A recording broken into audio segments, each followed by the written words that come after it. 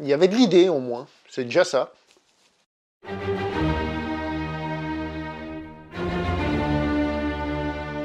Bonjour à vous les cinéphiles et bienvenue pour cette nouvelle critique en post-projection. Il va être aujourd'hui question du film Ma, réalisé par monsieur Ted Taylor, avec dans les rôles principaux Octavia Spencer. Je tiens juste à rappeler que monsieur Ted Taylor a été entre autres le réalisateur de La couleur des sentiments, film pour lequel Octavia Spencer a gagné un Oscar. Ça commence plutôt pas trop mal.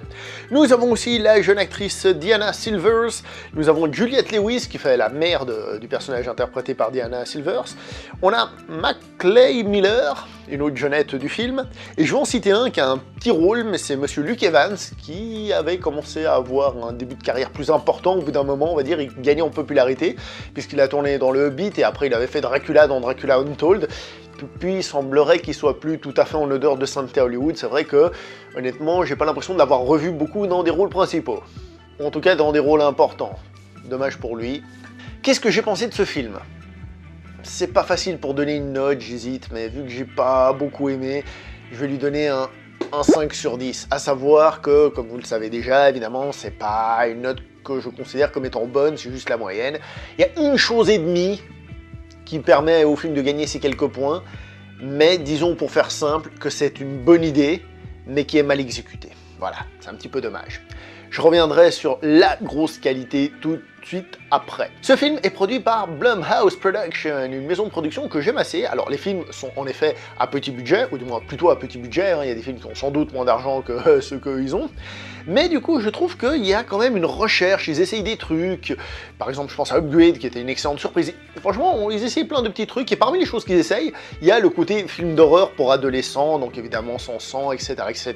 Faut quand même rentabiliser le film. Ce qui donne des films souvent, bon, bah certes, pas oufissimes, mais qui se laissent regarder, puis il y a quand même des petites idées, des fois ils font des tentatives. Je rappelle que pour ceux qui sont fans, Get Out ou Us, hein, bah, c'est quand même produit par eux, entre autres. Hein. Donc, pour dire que c'est quand même une maison qui essaye des choses. Et justement, ce film, c'est ce qu'il fait, c'est-à-dire il essaye des choses. En fait, il mélange un peu plusieurs genres. C'est-à-dire qu'on a un film très adolescent, hein, avec tous les stéréotypes du genre film adolescent, c'est-à-dire les jeunes qui pensent qu'à picoler, qu'à fumer, qu'à baiser, qui sont comme pas permis. Mais évidemment, c'est au cinéma, on le sait évidemment que les adolescents ne sont pas stupides dans la réalité, ce n'est qu'un stéréotype de cinéma. N'est-ce pas que vous n'êtes pas stupide dans la réalité? Prouvez-le dans les commentaires, s'il vous plaît. D'accord?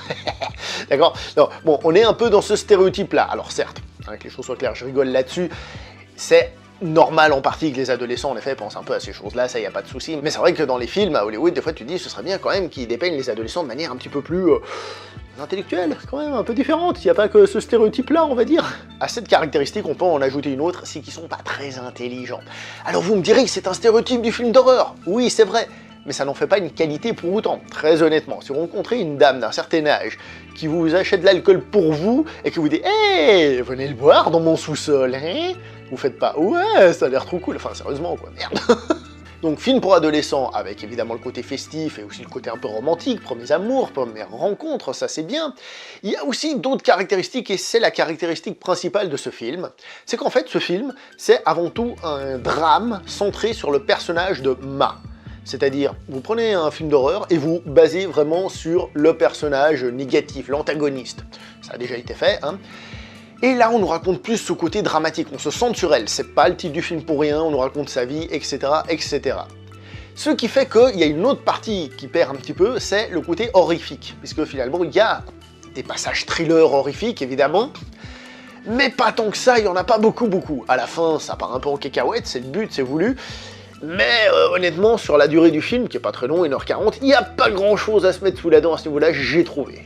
On a aussi une critique des réseaux sociaux, il y a l'utilisation qu'en font les jeunes, et surtout bah, au fait qu'ils fassent pas attention à se protéger, etc., etc.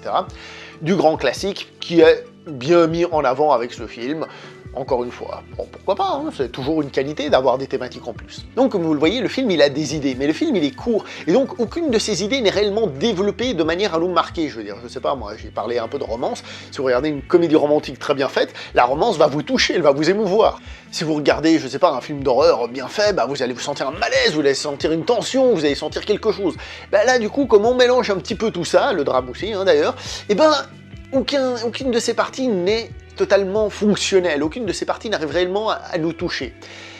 Entre autres, pourquoi je trouve que la réalisation est un petit peu passe-partout. Alors, c'est pas mauvais, mais je trouve que ça manque un petit peu. Par exemple, lorsque ça devient enfin horrifique, bah, ça manque un peu de mise en scène, ça manque un peu de trucs pour faire monter la sauce, etc. J'ai vraiment l'impression que ce qui intéressait le réalisateur, c'était justement le drame de cette personne. Et là, on arrive sur l'autre gros problème du film, c'est que c'est ultra prévisible. D'entrée de jeu, c'est ultra prévisible. On le sait. Je veux dire, c'est même pas un truc genre « Oh, il s'est passé ça ». C'est le contrat qu'on signe avec le film. D'entrée de jeu, on sait plus ou moins ce qui va se passer, on voit le déroulement. Donc le film, bah aussi, il perd beaucoup de puissance à ce niveau-là, et c'est vraiment un souci. Et la partie dramatique, surtout, souffre à mes yeux d'un souci, et ben c'est qu'elle n'arrive pas à être touchante, elle n'arrive pas à être émotionnellement forte. Comme j'ai dit, trop de choses peut-être qui fait que le film ne fonctionne pas. Maintenant, il y a THE qualité du film, parce qu'il y a une qualité dans le film qui, elle, est juste monumentale, exceptionnelle, oufissime. Octavia Spencer. Alors, Octavia Spencer, c'est pas une actrice que j'ai vue dans beaucoup de films, je veux dire, j'ai pas vu tous ses films, mais généralement, quand je l'ai vue dans des films, elle jouait plutôt des rôles de gentilles copines, de gentilles amies, qui avaient l'air très attendrissantes et tout ça, très gentille avec tout le monde et tout, et là, elle fait une psychopathe. Et elle le fait superbement bien. Elle le fait superbement bien. Les têtes qu'elle arrive à tirer, ses expressions, son jeu d'actrice, là, bon, on reste bouche bée. D'accord? Non, sérieusement, elle est oufissime. Et c'est vraiment dommage que tout le reste ne fonctionne pas, parce qu'en tant que telle, elle fonctionne bien, et on se dit, ouh, cette actrice, franchement, elle a du talent, on va lui donner des rôles et ça va être oufissime. Donc je récapitule, des idées mal exécutées, peut-être trop d'idées, pas assez le temps, peut-être certaines choses que le réalisateur voulait pas développer, que d'autres lui intéressaient plus, mais finalement ça manque parce qu'il y a quand même des défauts dedans, et c'est un petit peu dommage, et une Octavia Spencer absolument grandiose. Je pense que c'est un film que si on est peut-être plus adolescent, si on a peut-être moins vu de films de ce genre-là au sens large, hein, mais bon, je pense que même les plus jeunes de nos jours, ils sont bien formés et ils voient venir un peu les choses hein, quand même. Bah, ça passera mieux aussi, tout simplement, parce que le côté adolescent, sortir, picoler, baiser, hein, c'est pas un crime, hein, d'ailleurs, mais bon, voilà, je trouve qu'au final, le film fonctionne pas très bien, et je pense que la stupidité des personnages pourra en énerver plus d'un, très honnêtement. Moi, personnellement, ça m'a pas énervé, mais en effet, je l'ai vu et j'étais là en mode, bon, ouais, ça me fait pas rentrer dedans, on va dire. Voilà. Bon, bah, c'est tout pour cette petite vidéo. N'oubliez pas de liker, commenter, partager. Je pense que vous connaissez. On se voit prochainement pour une prochaine vidéo. Ciao tout le monde!